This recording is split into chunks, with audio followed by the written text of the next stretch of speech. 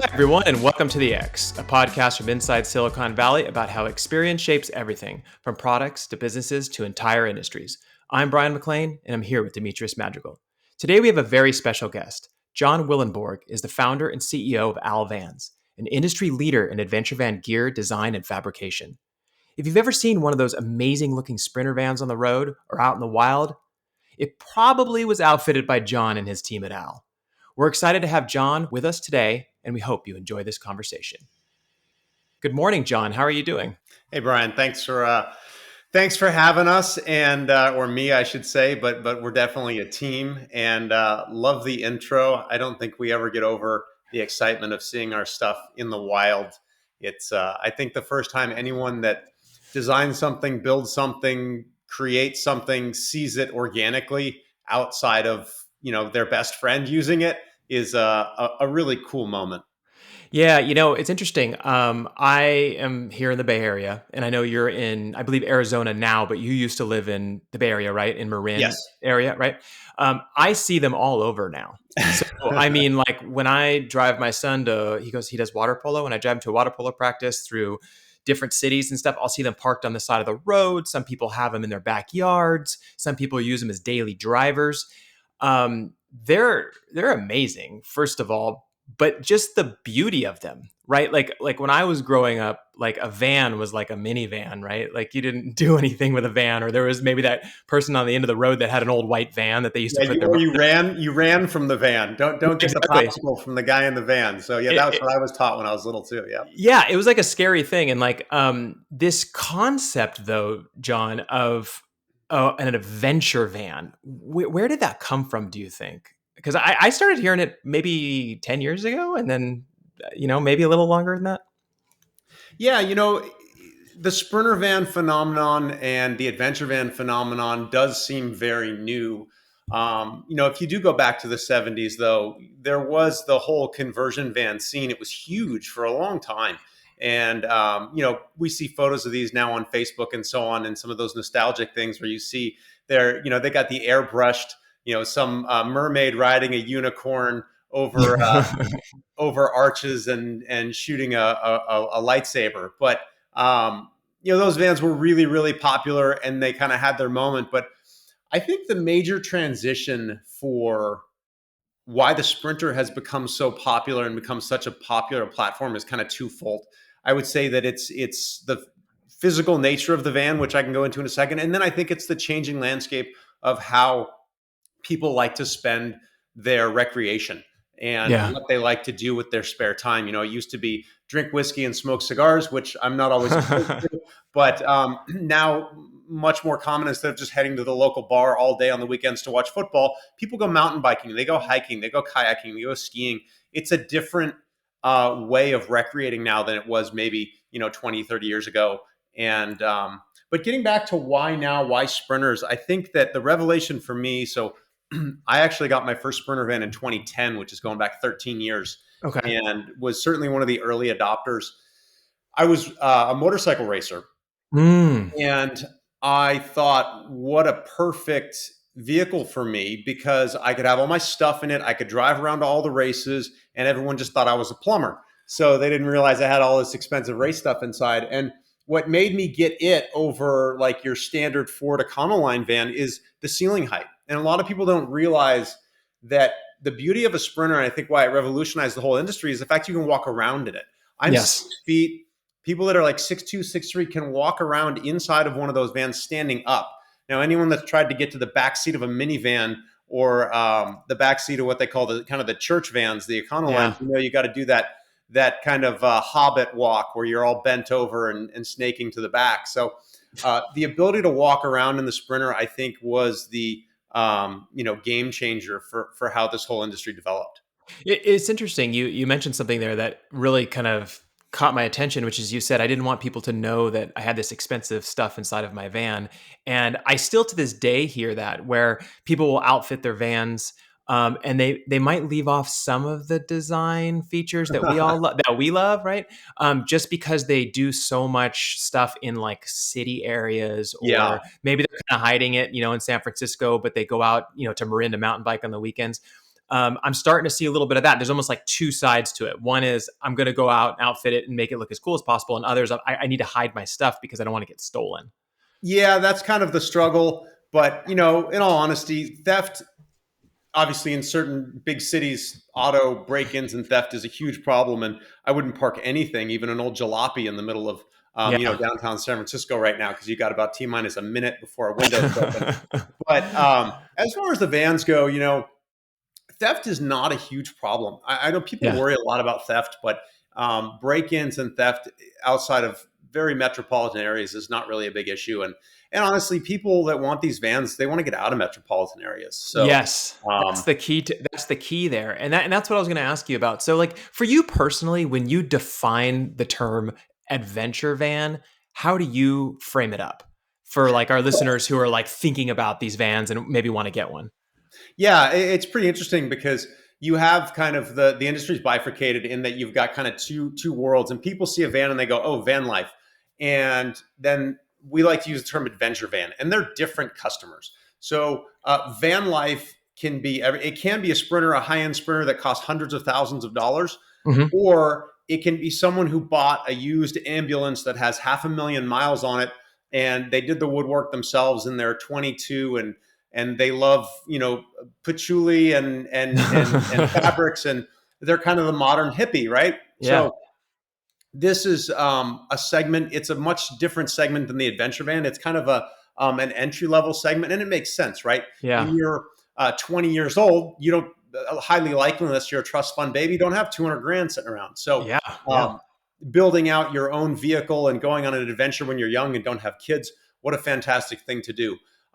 Our target customer is much more the person that it's someone that you probably find a lot of in Silicon Valley or around this country, where it's someone who's adventurous, sporty, likes those things like hiking, biking, kayaking, but they're younger. They're not retirees. They're not people who are just wanting to get a Class A and tootle around Florida. So these are people that work tech jobs or are entrepreneurs or own their own small business. They have disposable income.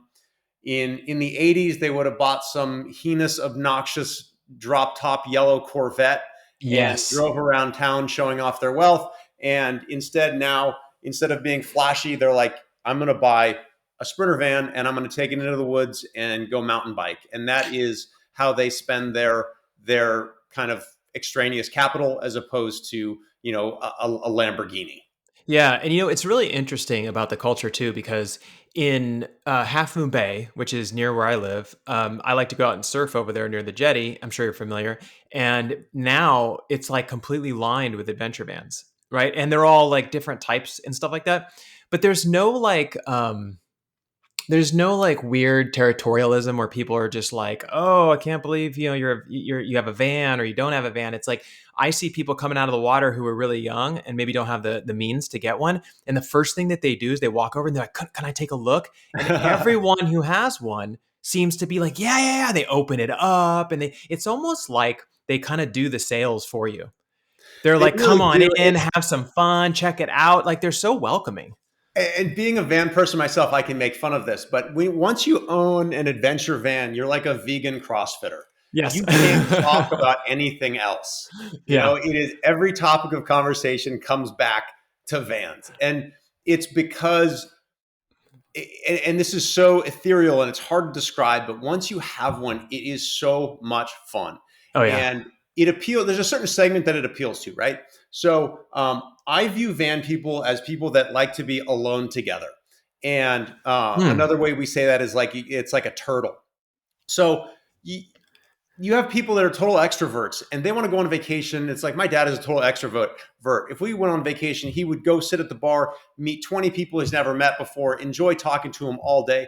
That is the third ring of hell for me. I am an introvert, and going out and small talking with people is not my number one. Yeah. But for some reason, when you have your own space in a van, it is really fun to go out and in a group or meet up with other people in vans, because you can get some of that interaction with those other people that have a shared interest. And then what often happens is you just retire to your little cocoon and you close your door and you're in your own little world. And Yeah. so it's kind of that alone together mentality. And van people do like to talk about it and show people about their vans because it brings so much joy to them. It's Yeah. one of the only, uh, not only, but I find that adventure vans are a really wonderful union of gadget and experience. And so Hmm. we always hear the psychological studies or whatever where they say, don't spend money on items, spend it on experiences because that's what you'll remember and that's what brings you more joy in life. Well, I'm a guy who loves gadgets, and a lot of guys out there and a lot of women actually can appreciate enjoying gadgets and working on things. And the great thing about adventure vans are you're spending money on something that is super fun to work on, super fun to personalize, but it's giving you experience. And Yeah. so you are spending money on something, but you're spending money on a vehicle that literally and figuratively that takes you to places to have some of the best experiences of your life. And that union, I think, is what makes adventure vans so uh, popular, and they have flourished so much recently because once you use it, you go, oh, what an amazing way to vacation. Well, yeah. I mean, I actually met a guy at the beach and I was chatting with him and he's like, you know what? He's like, it's my daily driver. He's like, I take it to work. He said, and then what I do is during lunchtime, I go and I sit in my van by myself and I eat lunch and have coffee. I watch TV. I hang out. He's like, and then I come out and go back to work. Like he's like used it as his own private office basically in the parking lot. There are so many uses. It's like a utility knife, like a Swiss Army knife for these vans. You have to go to a Home Depot run to pick up plywood. It Yep. works like a pickup truck. If you have to go on a long drive somewhere with the family, it works like a mobile hotel room. Perfect example. I got caught in a snowstorm. We were going up to, like I said, I used to live in the Bay Area. We were Hmm. going from kind of the Bay Area up to Lake Tahoe. Typically, it's about a 4 hour drive, and got caught in a snowstorm. Road was closed. We sat in the snow for 16 hours. Now, we had Wow. other friends that were going with us. They were in a sedan and they were absolutely miserable. Yep. Now, we had heat, normal thermostat like your house. We had a fully functional bathroom and toilet. We had food, a fridge, cooktop, board games. And so we sat there and essentially acted like we were just hanging out in a hotel room. And it was the perfect kind of use case for that, where it's not, we weren't necessarily, we were driving it to a hotel that we had there Hmm. because we're a family of four gets cramped in a van. Yeah. But the fact that we could take a van on the trip made it that much better. Yeah, absolutely. I actually just got back from a 6-day trip in my parents' adventure van because they had decided they wanted to buy something, right? And they're a little bit older, and they started looking around. I was like, "Oh, you got to get an adventure van." Ultimately, my dad is 6'3" and I'm 6'5", so it is very difficult to find sleeping Yeah. arrangements that kind of work for everybody. So they ended up going with a Winnebago Solus, which Yep. is a really fun vehicle. And we did 6 days in it. And I came back and here I am spewing to everybody how amazing the trip was. I was like, I slept up top and then they slept downstairs. We did this and did that. It's like just looking at how the experience gets created and you can just turn the key and drive away. Like you're at one campsite, in San Luis Obispo, and the next thing you know, you're in Palm Springs, and the adventure just keeps going. And one of the things that my wife said when we got back, she's like, "Man, I could have stayed out for another 7 days." She's like, "We were having so much fun.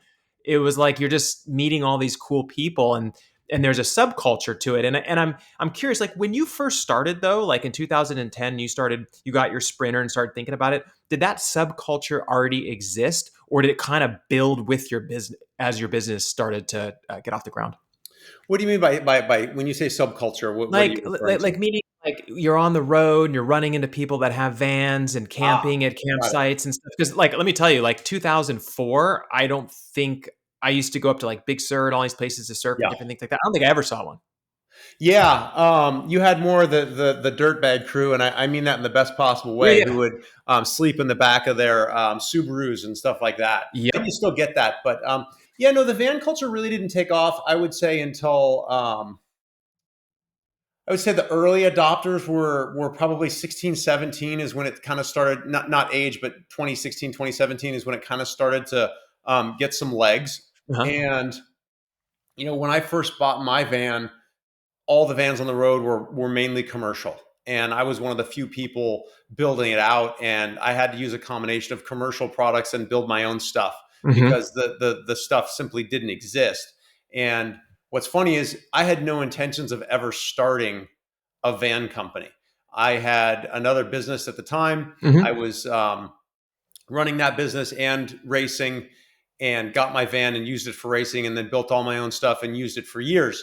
And what ended up happening is I ended up selling that first business that I had. And Yeah. after I sold that business, I had some time on my hands, and I said, what am I going to do? And while I was kind of figuring that out, I was actually interviewing with, some of the biggest tech companies in the world about doing, I'm a product designer, doing product Yeah. design for them, and had worked a lot with Apple in my previous company. And, I was weighing whether or not I should go back and do one of those jobs and continue to work in mobile. Hmm.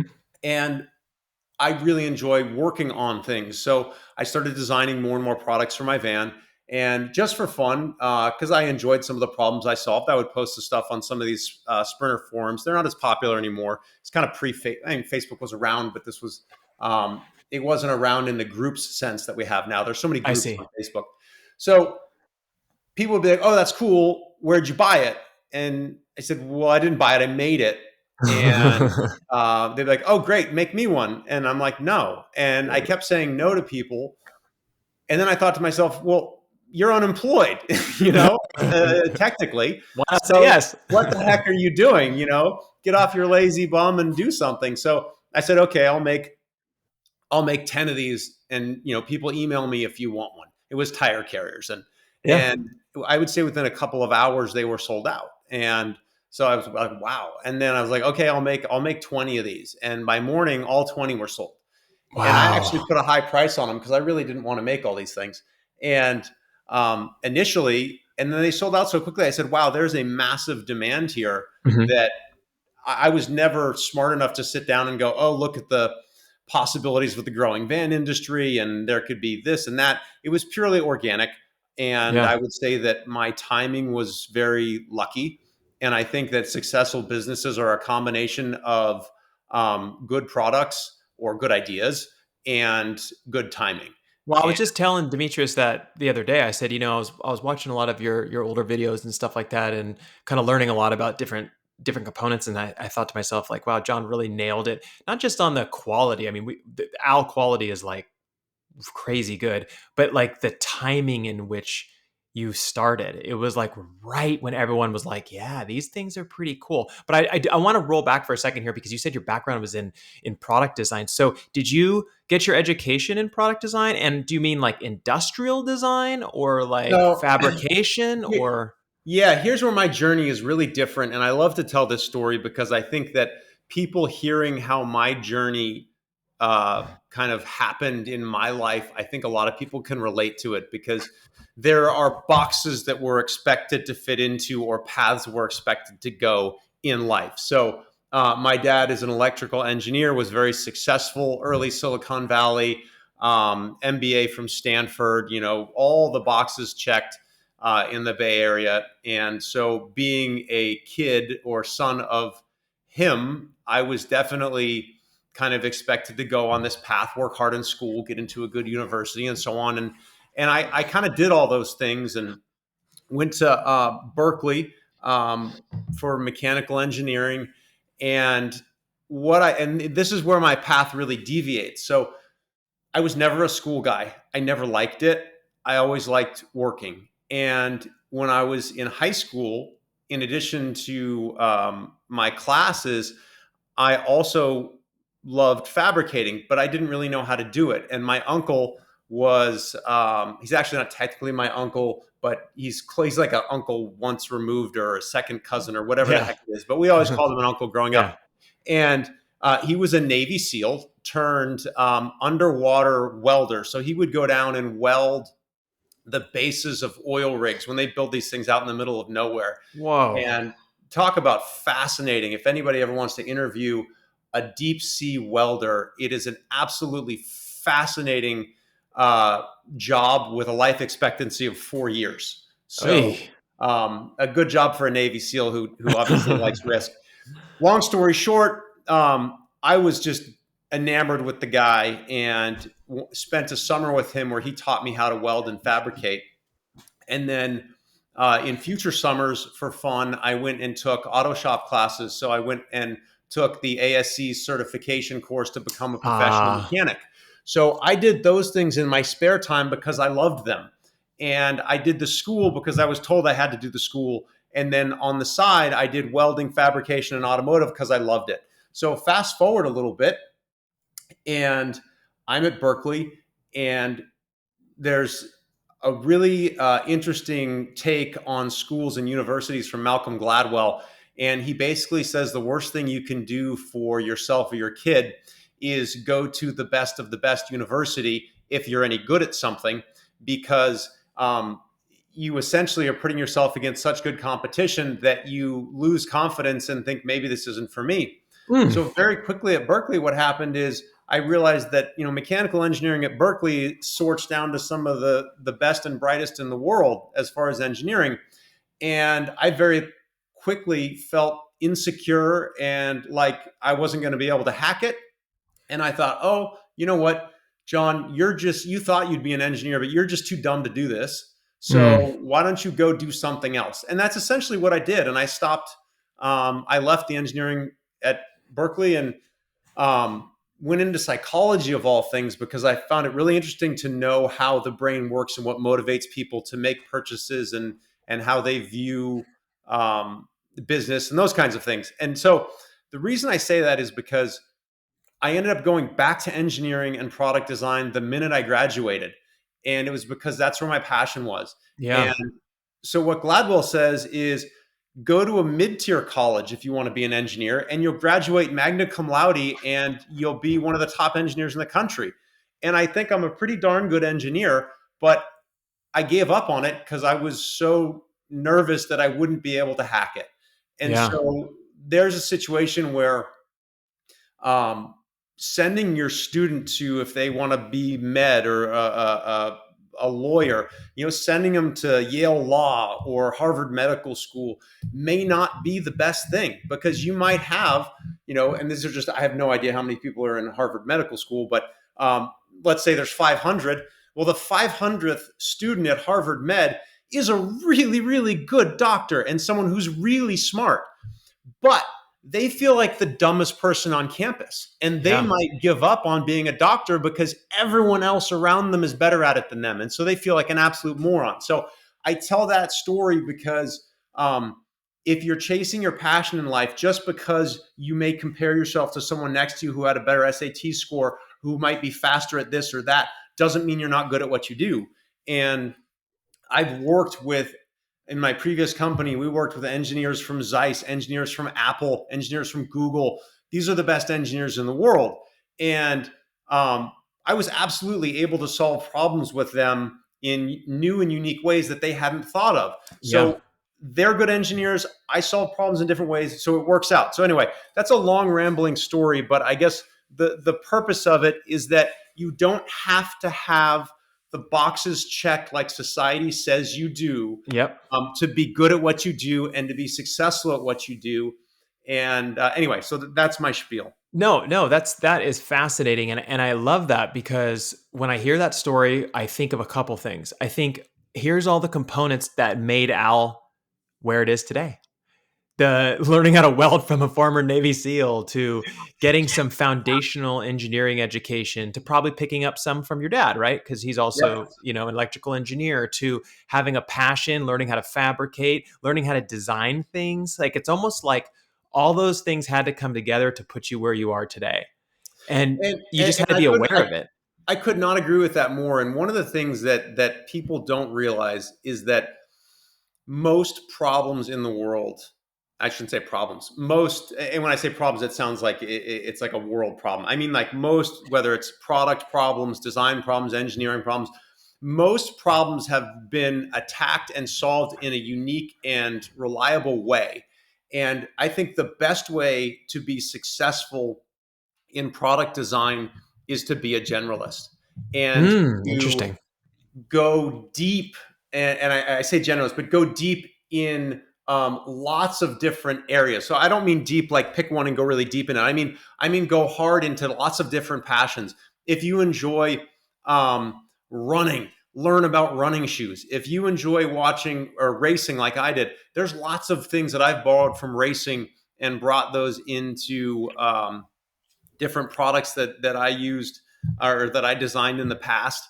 And be a generalist, because you can solve problems with solutions from other places. So, Mm-hmm. like when I was trying to solve, quick story about my very first tire carrier, which was my first ever product. I had a little bit of hubris going into it. I saw holes on the back of the van on the hinges. I go, wow, nobody's made a tire carrier for this thing. I could just use these two holes on the hinges. They're definitely robust enough. And then if I just bolt one more hole through the door, I'll have a tire carrier, no problem. So I was all proud of my figuring this out, and I welded up a frame and drilled my hole and bolted it to the van. And then I went to open the door, and the door wouldn't open. And I was thoroughly confused. I go, this makes no rational sense. Why will the door not open? So I take the whole carrier, I take it all off, and the door opens just fine. And then I realized that the hinge is not attached to the door in the normal sense. It's attached to the door in the van, but it articulates at a different rate. So the more the door opens, the hinge opens more slowly than the door. And Mm. so you cannot attach something to the hinge and the door, because they cannot move independently. And Oh. so, but now I had holes drilled in my van, and I had this cool rack that I had spent all this time building. And so I was kind of at the bottom of this hole, and I had to find a way out. And because of my experience with automotive, I realized that if I used a sway link end Mhm. that had basically was double articulating, that if I mounted that at the third mounting point, then as the door opened, the carrier could slide across the face of the door, and it would operate with but semi-independently to the door. And had I not known about a sway link end and how it functions, and the fact that these have been designed and they've been in suspensions for 50, 60 plus years, then it's a robust part. So my knowledge of automotive suspension allowed me to solve a problem on why a door wouldn't open. And so again, having these different, if I had never gone to automotive classes and ever seen that part on a vehicle, I never would have been able to solve the problem in the way I did. Yeah. And I could tell 100 stories and bore your audience to death, but bringing in outside knowledge is so critical. So I say that because today so many people specialize. Oh, we want to design a tire carrier. Oh, we better get a tire carrier engineer. Well, that person doesn't exist. But if they did, they may not be able to solve the problem for the Sprinter van. Yeah, well, they do exist. That's you, just so you know. Yeah, no, but no, you are 100% spot on, because Demetrius and I started this business a long time ago, and as we've evolved in the business of supporting companies and stuff like that, we've noticed that when they come and they ask us, they say, "Hey, I need some support. We're gonna develop a new tire carrier, whatever it is." Right? Dee and I usually conduct mostly research, right?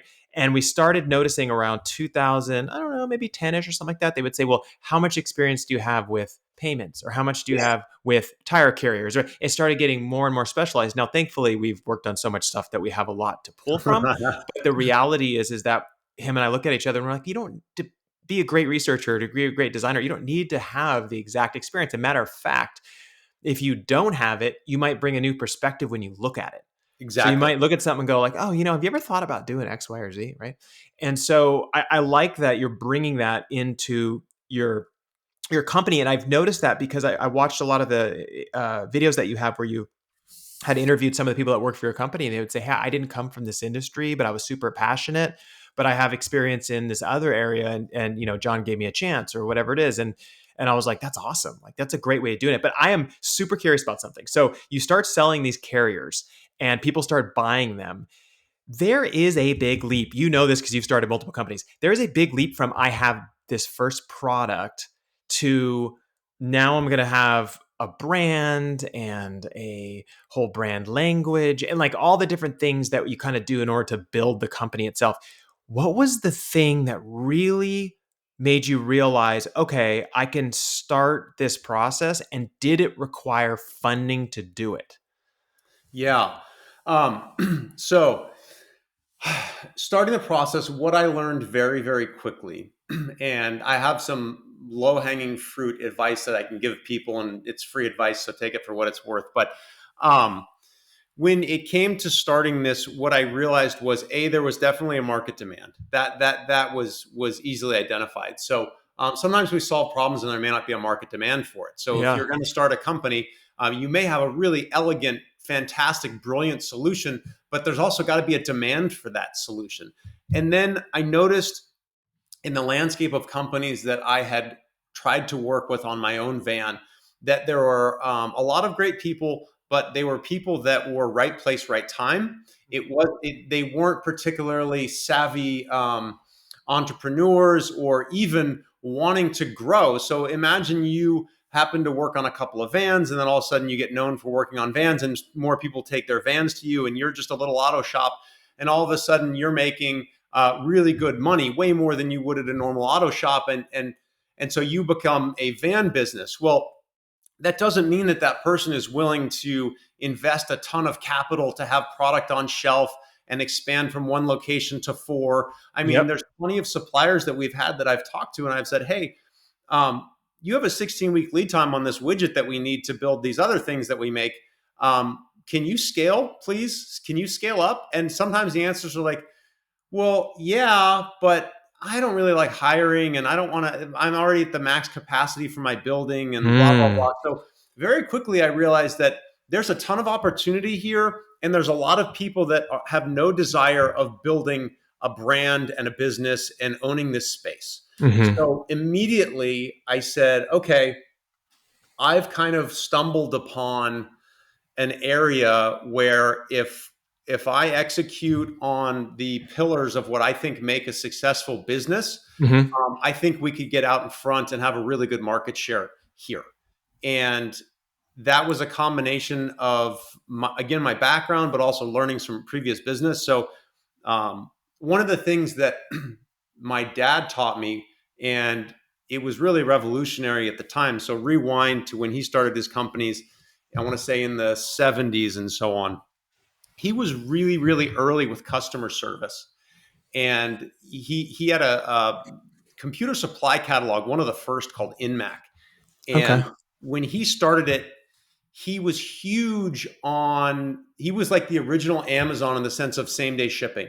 He was one of the first people that I'm aware of, and think about it going back to the 70s where, and 80s, where if you called up and placed an order from a catalog, it took weeks to get that shipped out. Oh And he yeah. was one of the Yeah. first people. He's like, no, we're going to spend a ton of money. We're going to have it in stock. We're going to have warehouses.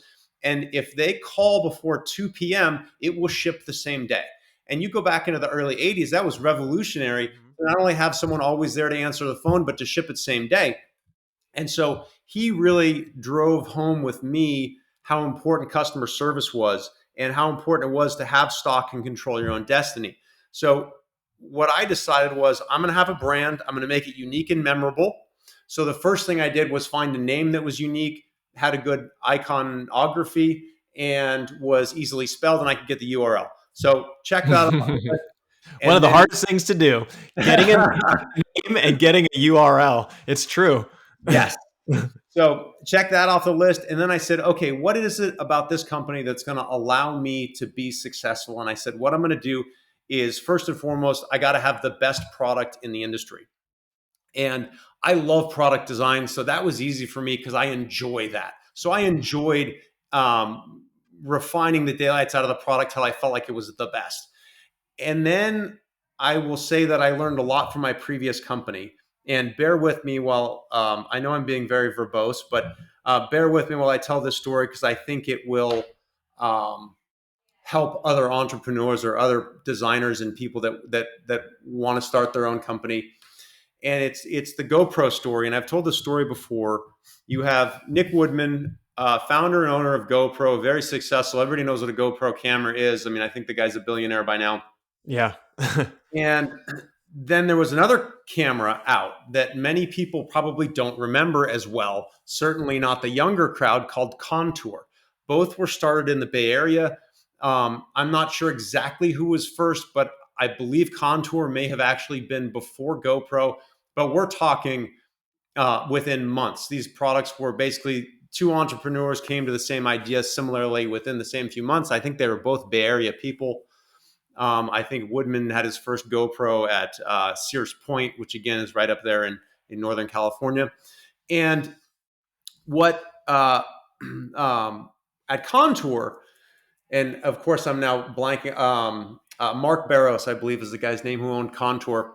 He was very much like me, where he loved the product design. He loved engineering of the product. And he came at it with the same mindset I did with my last company, which was, if I build the best product, people will then know it's the best and I will win. I will win the market space. Mm-hmm. And what Woodman did was he said, I need to develop a product that works. And then I need to tell the story and have the best marketing, and I will win. And Contour was always the better product. It always had better features. It worked better. It was more elegant. It beat GoPro in every checkbox except marketing. And what Woodman did was he told the story of GoPro and how you could be a hero, and had these amazing videos and great athletes. And fast forward 5 or 6 years, Contour goes belly up, and GoPro goes on to be a multi-billion-dollar company. Mm-hmm. So then, as this relates to me, after Contour goes belly up, Woodman decides to start a competitor to me. Now, what I did was I made lenses and lens accessories for iPhones that were sold in the Apple Store. Well, Woodman gave an interview that I read that, in hindsight, should have scared me more than it did. But he said, look, he basically explained how GoPro took his soccer ball and ran away with it. And he said, I will never make that mistake again. With every company I start from here on out, I am not only going to engineer and design the best product, but I'm going to tell the story of why it's the best. And so then he literally started a competitor to me. And I watched him so artfully implement what he said he was going to. The quality of his content blew me away. And it made us look like we didn't really know what we were doing. Now, we still had an amazing product, but he was absolutely killing me on the marketing, storytelling, branding side. And I ended up selling my business, not because it was doing badly, but it made sense at the time. But it was very interesting to watch him play that out. And so right from day one, and I think you can actually still find some of these videos on my personal YouTube, I said, if I'm going to do this, I'm going to take every customer along my journey so they know how the thousands of hours I put into this and why I did this the way I did it. And hopefully by getting to know me and how I design products and how I engineer products, I will earn some breadcrumb of trust, and that will allow them to be confident in buying a product from a nobody. Mm-hmm. And so from the very get-go, I recorded everything on YouTube. And I started doing YouTube videos. And we are not talking, if you've never done YouTube videos or social media content or anything, I am talking literally picking up my phone, putting it on selfie video, and talking through and stumbling and leaving the stumbles in and saying and dropping the phone and not editing it, and just giving people a raw interpretation or raw view of what I was doing. You do not need to go out and the first person you hire is a marketing person and you have some video production company, and you don't need it. Just be authentic. And I told the story through videos, and that has made all of the difference, because even to this day, I literally get recognized out and about as Van Guy. Hey, it's Al Van's Van Guy because of the YouTube videos, which is insane to think that a small niche market those videos have enough penetration that people recognize me out and about. And so that shows the power of telling that story. And if it wasn't for Mark Barros learning that lesson from his interaction with GoPro and then coming and doing it to me, and then I learned that from him. So now hopefully people out there don't have to have someone do it to them. They can just learn that even if you have the best product on earth, if you don't tell your story, no one will know that you're the best, and you'll get your lunch eaten by someone who does. Yeah, no, it's a great story because, first of all, that's how I found you originally, which was your YouTube videos, right? Is like watching them going like, oh wow, it's really cool what he built there, and wow, how come it looks so beautiful, right? Like, and then he must have a design background, and like just millions of like questions in my head, and then slowly but surely, like you dribbled out some of that information across your videos about how you did those things. And I agree with you, the GoPro story. So Dee and I used to work with GoPro and Nick and them for the Hero 3 Plus, Hero 4. We were They've there done for a an little. amazing job building that. I mean, what they did and what Nick did and that whole company was awe inspiring. Yeah, And and sorry if they I rubbed some people the wrong way with the contour stuff, but that's how I felt at the time. no, no, not at all. No. So when we had the opportunity to work with them and kind of connect with their culture, and we actually did a recently did a podcast with two of the top designers that have been there from the beginning. And if you listen to Wow. it, you can hear them talk about like how they do what they do and stuff. Is we realized very quickly that storytelling was not just part of like how they got customers excited about the product and made them feel like they one day can create those videos. I mean, those videos are unbelievable, right? You got to Oh yeah. admit, like some of the best in the industry I've ever seen, and was also internally is that the customers the customer was the employee, and the employees were as excited as the customer. So like when we worked with them, I've never seen people so excited to come to work every day, right? Like he just had a great energy in that Yeah. way. And I sense a lot of that with what you're doing through the videos that I'm watching and the products you're creating, which is you're building this brand of a premier product, but it seems really fun. It seems like you guys are having a really good time. Is that true? I mean, is this like a fun journey for everyone? Culture is critical. I love this stuff. And I think that people have over millennia developed a really good spidey sense as to whether or not someone's authentic or not. Yeah. And I think that's a critical trait to human survival, to know who you can trust and who you can't. And we all see these ads that run on the front of YouTube videos when you watch videos about, if you want abs in 10 days, buy my blah, blah, blah. Or like, if you bought the wrong crypto, and you're just like, man, they just come across as so sleazy. And you're like, I wouldn't trust you with anything. And I think at the core of Owl is we do have an amazing team, and that doesn't happen overnight, and they're passionate. And I think one of the best compliments that I've received is when we moved the company from California to Arizona, how many people chose to uproot their lives and come with us. Wow. And Okay. yeah, that meant a lot to me because it means they really enjoy it. And, I literally almost got teary eyed last week because there's a guy who started in an entry level position, a smart guy. And we moved him up quickly because I could see he was passionate and smart. And he was just telling me, he's like, um, you know, he took me aside. He's like, I just moved from where I lived right next to the business because I've never enjoyed working at a place like this, and I'm so passionate, and I've never loved a job more. And so for that to happen is so meaningful. And if you want to talk about getting your value out of your employees or team members, they have to feel like they're making a difference. It's the number one thing with employees. If they feel like they're important, they're valued, and they make a difference, they will work 10 times harder than you can pay them. Yeah. And Yeah. that is what I've tried to develop here, not because I'm teaching it. I'm not that egotistical. It's more finding it in someone and then allowing them the opportunity to foster it. Yeah. And one of the analogies I'll use for a business and a team member is, I view building your team as like gold mining.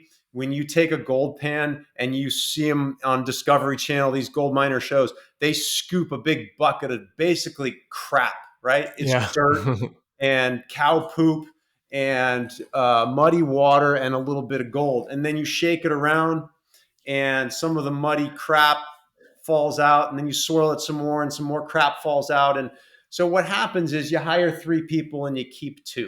And it's not that we're some vicious company where it's like, you're not a perfect fit, so you're out of here. It's more, we give people enough leash to be successful. Yeah. And I am never a screamy, ranty guy. If someone's not a self motivator and doesn't want to do their job, um, because of something within them, then they're not a fit. And rip the Band-Aid off earlier than later. Because if someone's not a great employee, they're not going to get better. And so we just filter people out until we're left with people that are passionate and work really hard. And boy, it makes a company so much more successful because one person will do 80% more work than 10 people if they're motivated. Yeah, and also doesn't feel like work when you're enjoying it, right? You're feeling good about your successes and those things. I mean, that's a testament if you move the company from California to Arizona and people were willing to make that move, right? And I'm curious though, like when you decided to make that move, was it because you were outgrowing California in regard to it's very expensive, obviously, to have like industrial space here and everything. So I totally get it. I'm just curious on like what was a trigger in your head that said, okay, now's the time. Yeah, I think that there are a couple of things that really made the move a necessity. And as soon as people hear you move out of California, they go, "Oh, it's for taxes." And obviously, saving money on taxes is great, but I would say that was probably 115th on our list. It's Northern California, especially where we were in Marin, is one of the most expensive areas Oh in the yeah. world. And so to have industrial warehouse space there, it's maybe one of the dumbest places to try to manufacture something on earth. Now that happened to be where kind of the area where I grew up. So that's where I started the place. But you reach a point where we needed tons more space than we could find in Marin, Mhm. just square footage. And then also just access to team members. You live in an area where it's so expensive that unless you have one of those jobs at Google or Facebook or Apple, it's darn hard to live in Marin. And so when you're getting welders and packer shippers and customer service representatives and so on, they're driving an hour, 2 hours to work every day. And Yeah. so it's literally just hard to find people. And then you end up putting up with someone who, because it's so hard to find folks, the person doesn't show up for a week for work, and you can't let that person go because you can't replace them. And you find that the impact to the business from an HR standpoint is massive.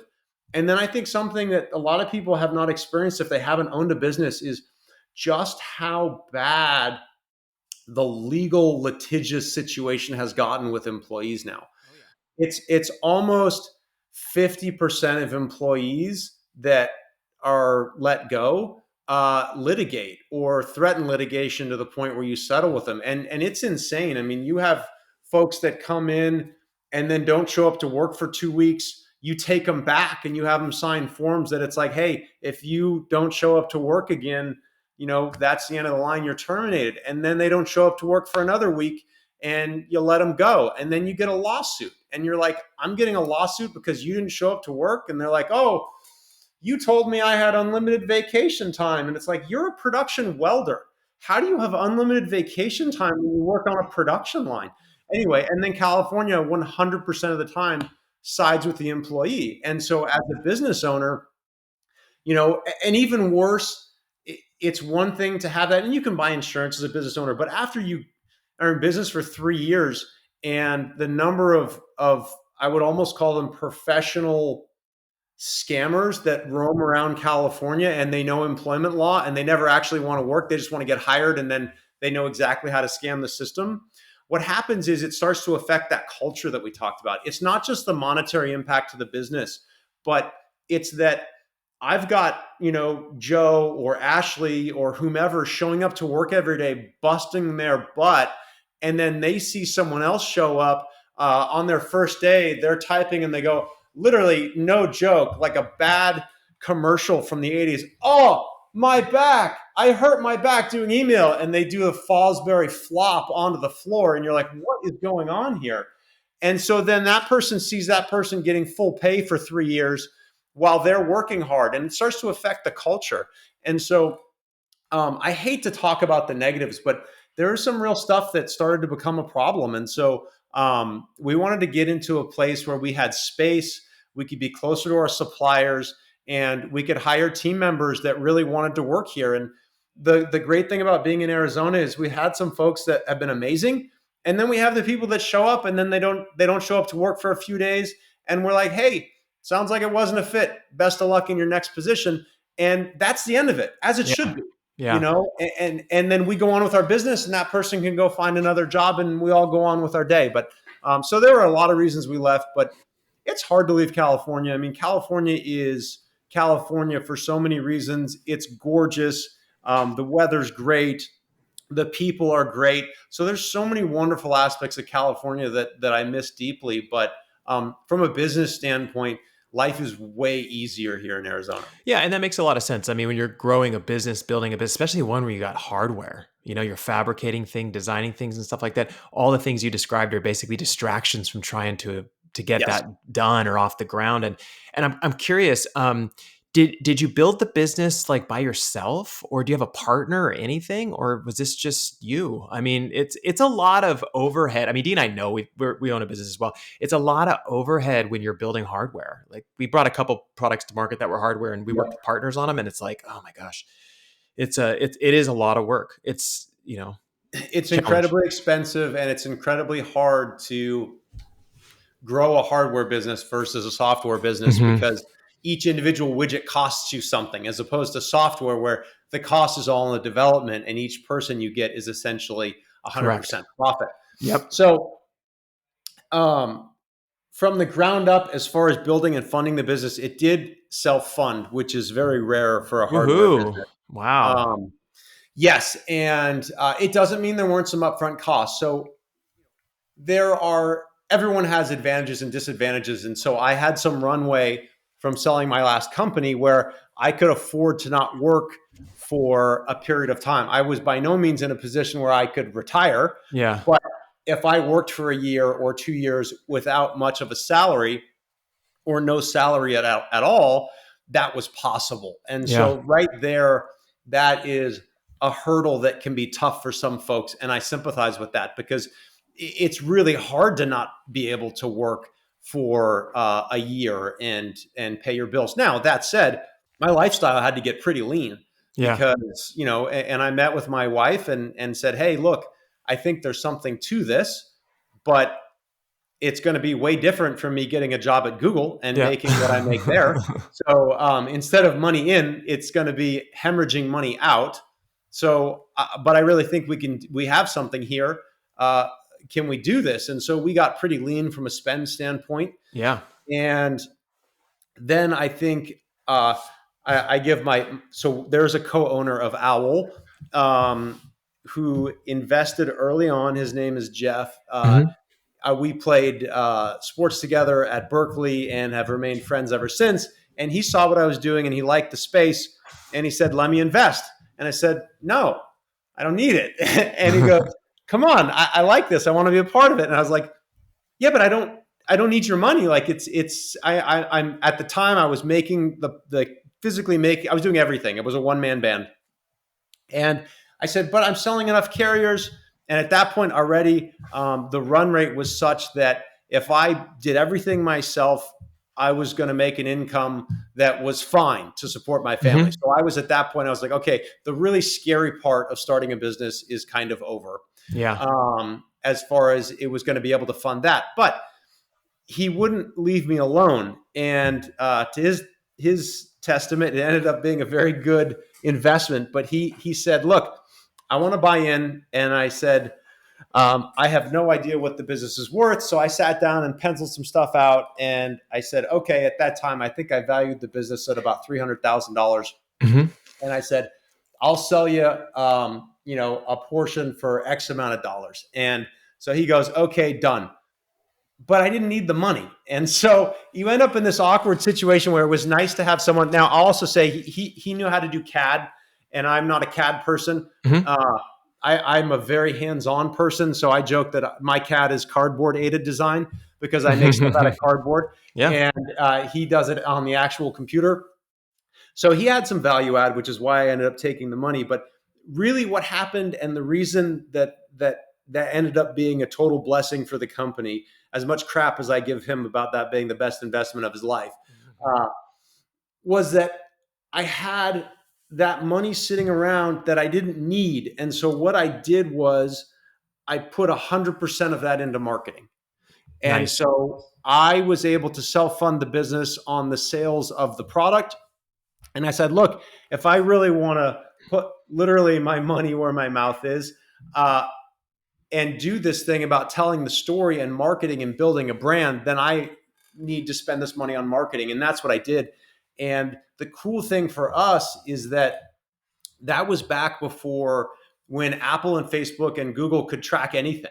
Mhm. And so we had, and I don't even know if you could do this today, but at the time we could have such targeted ads because sprinters were such a small segment, such a niche group that we were able to target ads directly to sprinter van owners with laser precision. And the ROAS was just insane. And then, about 2-ish years after we started, Apple really locked down what information they were sharing. I think Google did something and Facebook as well. And so what I love about that is we essentially went across the bridge and then Apple blew it up, because that change initially scared me because I said, wow, we're not going to be able to target our customers anymore. But in reality, we were a company that was big enough at that point where we could essentially throw money at marketing. And whereas we used to have a ROAS of 10-1, now it's 5-1. But I have the money to keep throwing at it. And what it did is it literally had, not literally, but it essentially put a moat around the business, because Yeah. the next me couldn't self fund with laser targeted ads. And I heard a story about a person that sold ramps for wiener dogs, Mm. and it was he very targeted to wiener dog owners, and It's the a guy did very like niche market. he had like 10 million in revenue off Wow. of selling wiener dog ramps on Facebook.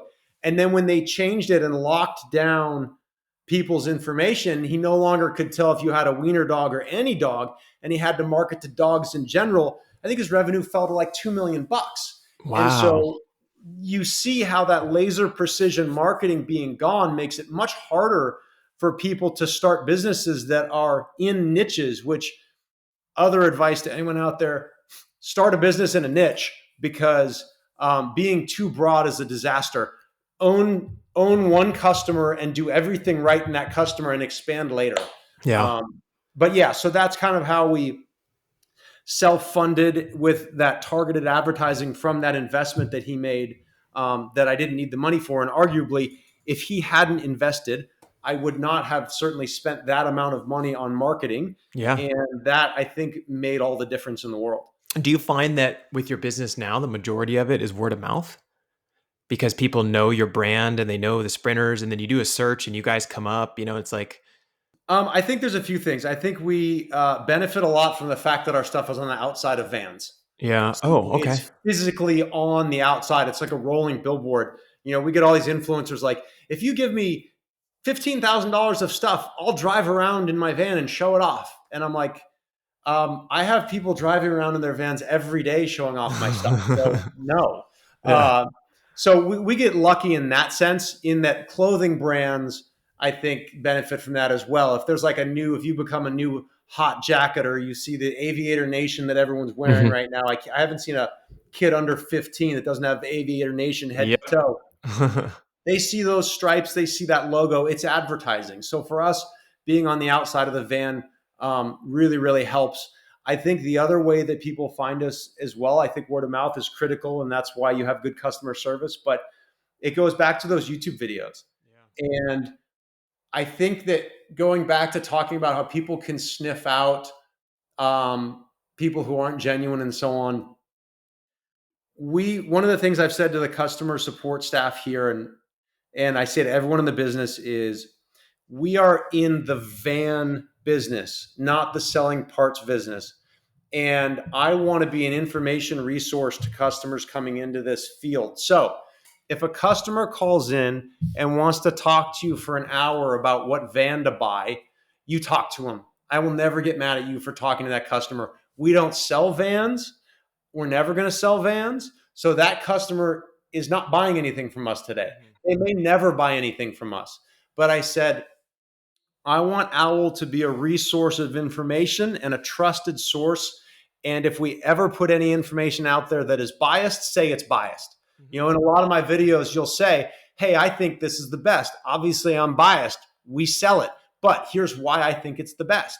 And just being upfront and honest about it, and being an information resource for the industry, you gain people's trust.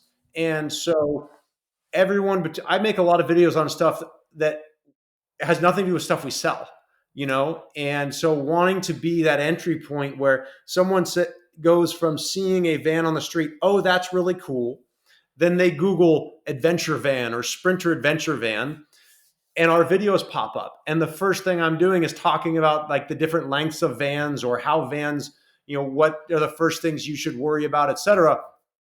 And that gets people into the our video ecosystem, Yeah. and that is often a way that they find us. And so the combination of being on the exterior of the van, good customer service, or at least we spend a lot on customer service, and then being an information resource, I think is what's differentiated the brand. So it's interesting because as a researcher, looking at your videos and kind of thinking about them very deeply, I almost see two businesses there. So I have a lot of friends who are really interested in venture vans, and they don't own one yet, but they spend a tremendous amount of time watching videos of all the parts and components and how to build it out, and how do you put on the 35-inch tires, and like all that kind of stuff, right? So it's almost like that is almost, in a weird way, almost like a different type of business that is linked to your business. And then there's the business of making the products that you make and outfitting.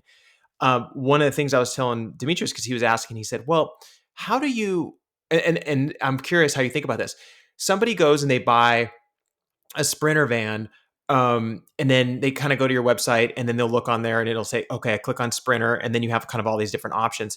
Do you think of that customer use case driven? Like, what is the use that they're going to have? And then here's the things we think you should outfit with? Or do you kind of just give them guidance on the areas where they can kind of enhance their sports, right? Like there's kind of a gray area there, right? Between like what they need You and what know, they want. And it's funny. This is actually a debate I've had in the past with other businesses and with this business as well. And there really are two types of people in the world. There are, or I should say, two types of shopper. And I think this is exemplified by how someone reacts to walking into a store and being greeted by someone in the store. I'm the kind of person, I like to do my own research. I like to be independent. I'm a bit of an introvert. So if I walk into a hardware store and somebody walks up to me, hey, how you doing? Can I help you today? I say, no, I'm good for now. Thank you. And then even if I don't know where I'm going, I just like to do it on my own. And then there's the person that walks in a hardware store and goes and finds the person to help them and says, hey, here's my problem. Help me find the widget I need. And I feel like a website is the same way. And you are going to have those two different customers. And you can design your website for one or the other, or you can do your best to design it for both. And obviously, if you're designing for both, there is no perfect solution. But there's nothing about a website that says you can't present information multiple ways for multiple people. yeah. I'm a big fan of all tabs. Okay. I cannot stand it when I go to a website and then I don't even know what I'm looking for yet. And case in point, someone new to Sprinter vans, if you went to the website and then you clicked and you had to go van type, and it's like VS30, NCV3, T1N, all of this gibberish that you have no idea what it is. And until you select your van, and then you have to select your length and all this stuff, I'm not going to show you any products until you do all this stuff. Yeah. Well, for some customers, they know that information and they want to be led down that path where I only want to see stuff for my van, my length, blah, blah, blah. But for a customer that may not know all that stuff, you've essentially blocked them from finding anything. Good point. And Yeah. so I do two things on my website. I have the very first thing on all of our categories is all. So you can just click all and you'll see everything. And then you can also go van type, Sprinter, 4x4, and then we'll show you the products just for that van. Because I really do feel like those are two different shoppers. It's the handhold shopper and it's the independent shopper. And I think that you need to think about both and cater to both. Yeah, no, that's a really good point. Because I look at it and I realize that within this kind of adventure van movement, there are the people who are going to outfit the way your personal van looks from the videos, right? It has like all the good stuff on it. It's got everything from top to bottom. And then there's individuals that are like, well, I just go fishing and I pick up stuff from Home Depot, but I also want to have some tools on it. And then there's the person who's going to like sleep and live in it, right? Yeah. And there's a lot of different ones. Do you find that you cater to one more than the other, or are you trying to support basically all of them through your endeavors? Yeah, I would say that's an area where I haven't put a ton of thought, and that could be to my detriment. I only have so many cycles, and so I focus on certain things, and really there's a want from everyone, from my father to our marketers to private equity, to know who our customer is. And to which I answer, our customer is anyone that finds adventure vans cool. And I'm sure there's a lot more detail that can be parsed out there. And I'm sure there are companies that make their money by knowing exactly who that customer is. Yeah. But for me, I really come back to this really simple recipe, and it works for me. It doesn't mean it's the right for every business, but if we make the best stuff and we have the best support and we keep our brand strong, the sales will come. I don't need to tailor stuff to a 26-year-old tech entrepreneur who likes mountain biking and kayaking 30% of the time. Like, that is that is a world that can be incredibly successful. Mhm. It's just not something I'm good at. Yeah. And people can approach businesses that way and be massively successful. I don't. I approach it from the opposite way, which is create products that I think are cool and I'm passionate about, and make sure that we do every aspect of the business better than the other people in the space. And if we do those things, all the sales will come. Yeah. You know how I knew that you were a designer before I even like kind of dug in a little bit and looked at your resume was I was watching one of your videos, just as a side note, and you were talking about, I think it was the step plate that you have for going into the back of the van. And you said, on the left side, we have laser cut, which is slightly rougher, and it's better for when your foot goes on it. And then in the center, we have, and you kind of explain the different like ways of fabricating the metal across or the material across the actual product itself. And I was like, wow, he's getting into the nitty gritty of like why we would make a decision about how this product is made based on the needs of the customer in specific scenarios. And I think that's a big, my personal perspective, I think that's a big part of why your business is so popular. And everyone I talk to is like, oh, I got to get the owl this or the owl that, who's in the van area. And I am curious, do you require like your designers and stuff to really kind of understand at that level? Yeah. So I'm still very involved in the design of almost every part that we have. I Yeah. have some folks that are really, really good. And what I love is I think that you need to surround yourself with people that compliment you or disagree with you, Mhm. but not people that do the same thing. Because if they can add some flavor to it, that really helps. Or sometimes if they push back and make you really defend why you want to do something, it is good to have not surround yourself with yes people. Yeah. So I think that that's important. But you know, I think that what you saw in that video, I obsess over this stuff, and I obsess over it because I love it, Yeah. and I love materials. I love making things look and function beautifully together. And I think sometimes we get it really right. I think sometimes we don't, and those are the products that you'll never see. Mhm. But that kind of stuff, I don't know. I just love it, and um, I love making a product look as good as it possibly can, but also bring something new to the space. And one of the things that I've said from the beginning is we will never bring out a product as a money grab. So there is Hmm. plenty of stuff that we could make, and I know we could sell the daylights out of and Yeah. make a lot of money. But at the core of what we do is we bring innovation to something. And if we can't make that particular part that we're coming out with better than what's out there, then we won't make it. And in doing that, especially some parts like the step on the back of a van has been out for a long time. So what can we do to make it better? Or wheels, when we came out with wheels, what can we do to a wheel to make it better, different from what's out there? And that's a really hard design challenge. Mhm. And it forces you to really think through the use case. And you have to get into the details because the big stuff's already been checked off the list because wheels have been around for 200 years. Yeah. So, I mean, automotive wheels. I don't know when, I don't know if that actually Yeah. started 150 years. Obviously, the wheel was invented before that. But yeah, and I think that the last thing on there is authenticity. I keep talking about that. This is stuff we use. So I've stepped on a rear step on a van when it's wet in the morning and slipped. Me too. Yeah. And so I know that that's a problem. And I have off roaded and know that departure angle, which is basically everyone's experienced departure angle when you go out of a driveway, especially like in San Francisco or a parking lot.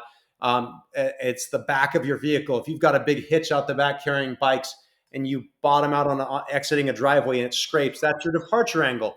And so because departure angle is important, because we off road, we knew that all of our gear had to be mounted higher up on the back of the vehicle than down low, where, and knee jerk reaction is if you keep it down low, it's easy to access the gear better. But because we use the parts and we hammer them, we knew that we had to mount it higher for departure angle and so on. So I think caring about the details matters. Mhm. I think that goes out the window, though, if we're a high end business. Yeah. And I will always start high end businesses because I think high end businesses are better businesses. But if you're a low end business, you don't have the luxury of worrying about the details. If you're a spray and pray and you're just building something on the cheap, like there's companies out there that are trying to compete with us now, they're flat pack shipping stuff out of China. Yeah. Yeah, you can't care about the details if you're going for the cheap play.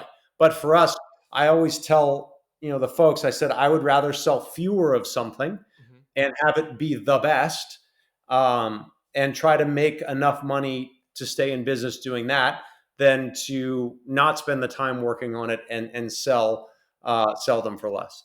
Yeah, no, that's a solid point. Um, I know you're super busy, so I don't want to take up all of your time here today, but I just had two final questions for you, Sure. if you don't mind. So the first one is that do you have a personal recommendation for someone who's interested in getting into adventure vanning, but they don't know where to start? Meaning, should they just go out and buy a Sprinter van off the lot? Or should they buy one that's partly outfitted already and then kind of reach out to you guys and get the cool stuff that they want to add? Like, what do you normally recommend to people who are trying to jump in?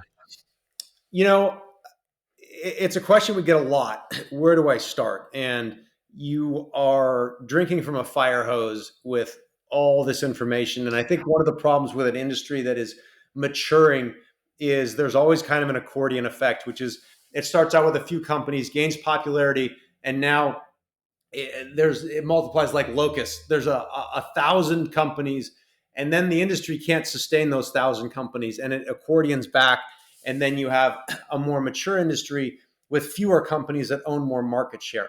We're not there yet, and so we're still at the God. It sounds so negative, but at the locust phase. We've got we've got so many companies in the van space that are telling you do it this way, do it that way, Yeah. and it's just a crowd of voices. And so I can understand how difficult it can be for someone entering the van space, and there's so much to learn. So this is going to sound very self-serving, identifying my bias, but a good place to start is to give us a call because we don't make vans, so we don't really have a dog in that hunt. So and what we recommend is this. There's custom vans and there's what I'll call turnkey vans. Turnkey vans are something like a Storyteller Mode or a Winnebago Revel. They are production vans that are adventure vans, but you don't get to choose your floor plan. You might be able to choose a higher spec that has more gear on it, but the floor plans are locked, so you get what they build. It's going to be less expensive. You're going to be able to go to a lot and purchase it. Mhm. You're also going to have a robust online network, whether it's Facebook or other of folks who have that van and know Mm, okay. tips and tricks, etc. And then you have the custom built vans, and custom built vans can be amazing, and you can get some really nice products out of that.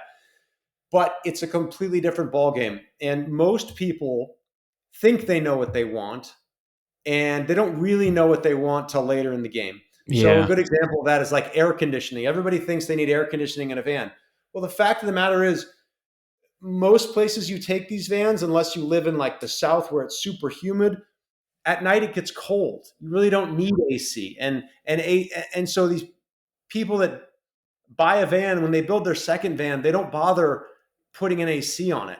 And Mm, so the reason I bring up that use case is you don't really know how you're going to use your van and what you need in it and what you don't. And the rule that has been pretty stable for us is less is more. You think you need way more gear, way more features, way more stuff in your van. In reality, the people that have been using vans the longest have the most minimalistic builds. okay. And so, to answer your question more succinctly, what I tell people entering the space is go jump on Facebook and join one of these groups, whether it's Winnebago Revel 4x4. A lot of them have wannabes. So it's like they also have like Winnebago Revel wannabe, storyteller mode group. You join these groups and you can pick up, they're usually vans for sale. And so my suggestion is your first purchase a turnkey van. Okay. And the reason I say that, even though we have amazing custom builders that we love and work with all the time, is it's got a resale market. So you drive it. I guarantee you're going to fall in love with it. 1 in 100 don't. And then you didn't waste time building a custom van, you sell it. But for the 99% that love it, you're then going to know what you want out of a van. Maybe I want a 170, which is slightly longer. Yeah. Maybe I really found out that I love this for mountain biking and not so much kayaking. So I want to do a custom build that's tailored to my needs. And what they can do then, because the custom build process is longer, you take your turnkey van, you use the daylights out of it. It's got an established market when you want to sell it, and you can build your custom van at the same time, or you can build it after you sell your turnkey van, or you find, which many people do, hey, this turnkey van is fantastic. I'm going to keep it for the next 3 years, and then maybe I'll build a custom, or maybe I'll buy another turnkey.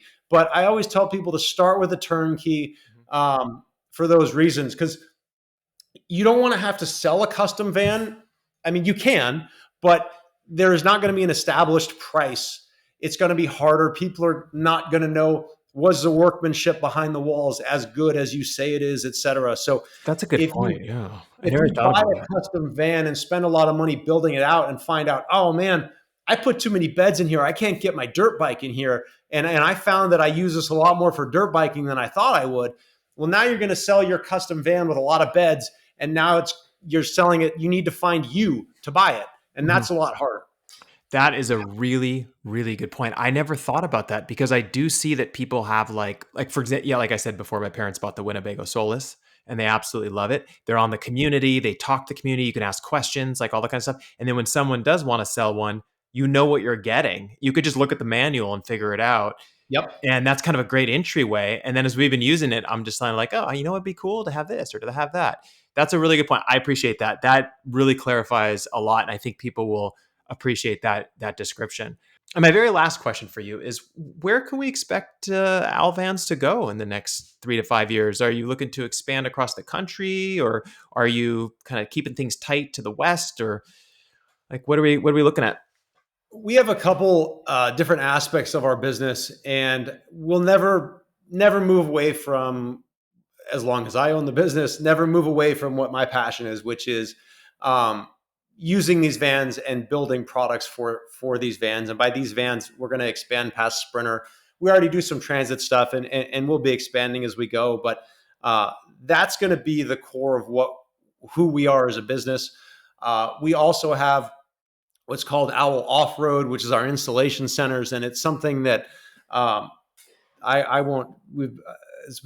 I've been talking a lot already, but so I won't go into the full details. But we found that we made a bunch of products and there was no one to install them, Mhm. and so a service business is a very different uh, uh, ROI than a manufacturing company. And I don't particularly love service businesses. There are some great service businesses out there. It's just not my forte.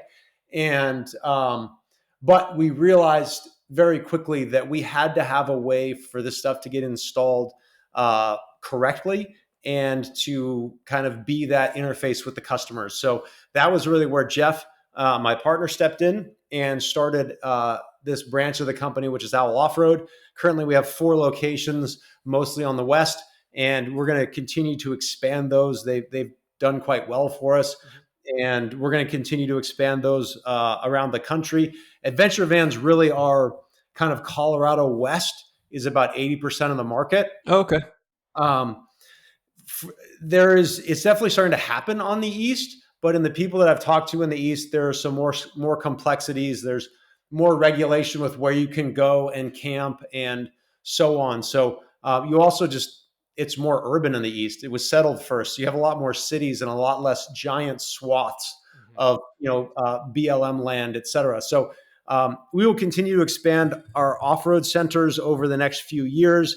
Pacific Northwest, Utah, South, Northeast, we'll be adding those locations and, continuing to grow the business. I know people have asked, what are we going to do for Cybertruck and all these things? And I would love to have time to develop stuff for Cybertruck and those kinds of kind of fun projects. But that remains to be seen right now. We're focusing on sprinters and adventure vans. Yeah, John, thank you so much for doing this. I feel like I could talk to you for 10 hours straight. I have a million questions. I could just keep digging and digging and digging because it's fascinating what you've done and the amazing accomplishments you guys have had in actually a short amount of time. I know feels like long for you, but like it just seemed like you quickly went from like I have one product to I have this huge thriving business now, which is super fascinating. So thank you everyone else also for listening today. We really appreciate it. As I mentioned a couple of times, we will now be posting all of our updates, video versions of the podcast on YouTube at the X Podcast. Please go to YouTube and subscribe to our channel. Also, if you like this podcast, found it interesting or informative, it helps us a great deal if you subscribe or leave a review on whatever platform you use. Thank you all, and we will see you all next week.